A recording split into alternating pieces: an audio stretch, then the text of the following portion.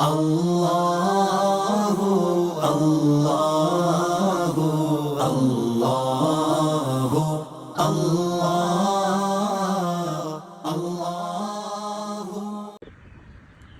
الحمدللہ رب العالمین والصلاة والسلام علی سید الانبیاء والمرسلین اما بعد فاعوذ باللہ من الشیطان الرجیم بسم اللہ الرحمن الرحیم۔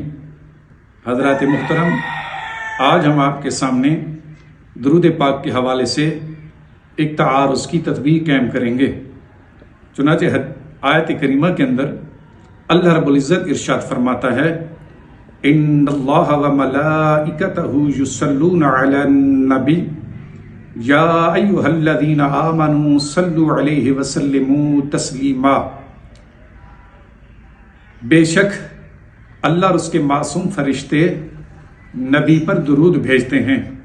اے ایمان والو، تم بھی نبی پر درود اور خوب سلام بھیجو۔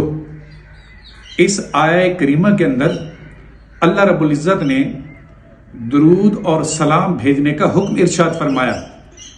اب آیت کریمہ کا تقاضا یہ ہے کہ نبی کریم صلی اللہ علیہ وآلہ وسلم کی بارگاہ میں درود اور سلام دونوں پیش کیا جائے، لہذا افضل اور کامل درود وہی تصور ہوگا کہ جس کے اندر درود بھی ہو سلام بھی ہو، یعنی صلات اور سلام دونوں ہوں۔ یہی آیت کا تقاضا ہے۔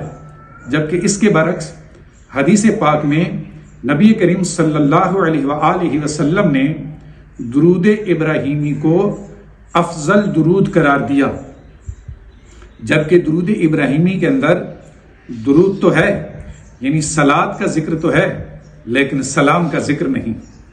آیت اور حدیث کے درمیان بظاہر تعارض معلوم ہوتا ہے۔ اب اس تعارض کے درمیان تطبیق اس طرح قائم ہوگی کہ افضل درود وہی ہے کہ جس میں صلات اور سلام دونوں موجود ہوں، یعنی درود بھی ہو اور سلام بھی ہو، جیسا کہ آیت کریمہ کے اندر ارشاد ہوا، اور آیت میں صلات اور سلام دونوں کو امر کے صیغوں کے ساتھ ذکر کیا کہ صلات کے ساتھ سلام بھی بھیجو۔ لہذا آیت کے تقاضے کے مطابق درود وہی افضل ہوگا جس میں صلات اور سلام دونوں مذکور ہوں گے۔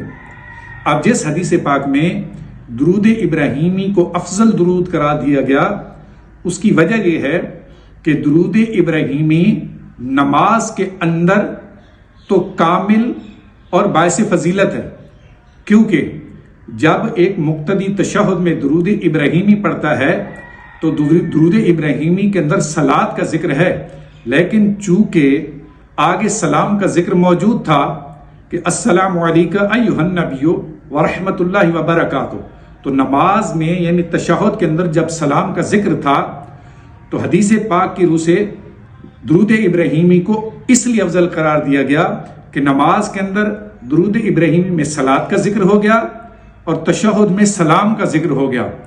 تو اب صلات اور سلام دونوں کا تشہد میں ذکر ہے تو آیت کے تقاضے پر عمل ہو گیا۔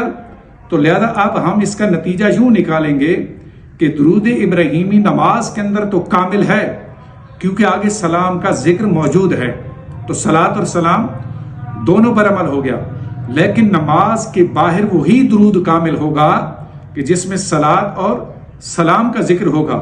تو درود ابراہیمی یہ نماز کے اندر کامل تصور ہوگا، لیکن نماز سے باہر یہ کامل اس لیے تصور نہیں ہوگا کہ اس میں صلات ہے لیکن سلام نہیں۔ تو لہذا نماز سے باہر وہی درود کامل درود تصور ہوگا جو آیت کے تقاضے کو پورا کرے گا کہ جس میں صلات اور سلام دونوں کا ذکر ہو۔ جیسے بہت مختصر سا درود پاک صلی اللہ علیہ وآلہ وسلم، یہ درود مختصر بھی ہے اور اس میں صلات اور سلام دونوں کا ذکر بھی ہے، تو لہذا نماز کے اندر درود ابراہیمی کامل تصور ہوگا، لیکن نماز سے باہر وہی درود کامل ہوگا جس میں صلات اور سلام کا ذکر ہوگا۔ اب اس تطبیق کے بعد آیت اور حدیث کے درمیان تعارض بھی ختم ہو گیا، اور اس حل کے بعد درود کے حوالے سے آپس کا اختلاف بھی ختم ہو گیا۔